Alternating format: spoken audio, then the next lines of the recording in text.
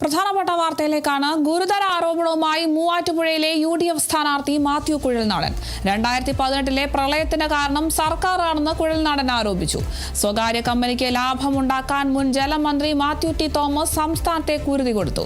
കരിമണൽ ലോബിക്ക് വേണ്ടിയാണ് തോട്ടപ്പള്ളി സ്പിൽവേ തുറക്കാതിരുന്നതെന്നും മാത്യു കുഴൽനാടൻ ആരോപിച്ചു. തെളിവായി മന്ത്രി കെ കൃഷ്ണൻകുട്ടിയുടെ ശബ്ദരേഖയും കുഴൽനാടൻ പുറത്തുവിട്ടു.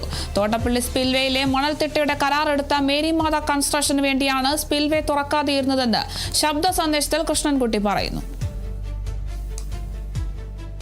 ഇവൻ അങ്ങനെ പുണ്യവാളിലൊന്നും വേണ്ട. എന്താ വെച്ചാല് തോട്ടപ്പള്ളി സ്പിൽവേ ഇവൻ എന്താ തുറക്കാതിരുന്നു? ഒരു മാസം മുമ്പ് തുറക്കേണ്ടതാണ്. എക്സിക്യൂട്ടീവ് എഞ്ചിനീയർ തുറക്കാമെന്ന് ആവശ്യപ്പെട്ടും തുറക്കേണ്ട പറഞ്ഞു. എന്താ കാരണം അറിയോ? അത് തുറന്നാൽ അതിന്റെ താഴെയുള്ള മണൽത്തിട്ടുണ്ട്. ആ മണൽത്തിട്ട് വെള്ളം കൊണ്ടുപോകും. ആ മണൽത്തിട്ടിന്റെ കരാർ എടുത്തിരിക്കുന്നത് മേരി മാതാവ് പറഞ്ഞ കോൺട്രാക്ടറാണ്. അവന് കൊടുത്തിരിക്കുന്നത് വെറും ക്യൂബിക് ഫീറ്റിന് 62 റുപ്യക്കാണ്. അത് അവൻ മറിച്ച് വിറ്റ അപ്പൊ 2000 റുപ്യ കിട്ടും. അവിടെ ഒന്നും ചെയ്യാണ്ട് അതിന് എത്ര റുപ്യ കിട്ടും? ഒരു എല്ലാ ചെലവും കഴിഞ്ഞ് ഒരു 300 കോടി ഇങ്ങനെ കിട്ടും. 500 കോടിന് വിൽക്കും, 300 കോടി കിട്ടും. അവന് വേണ്ടിയാണ് തുറക്കാണ്ടായത്.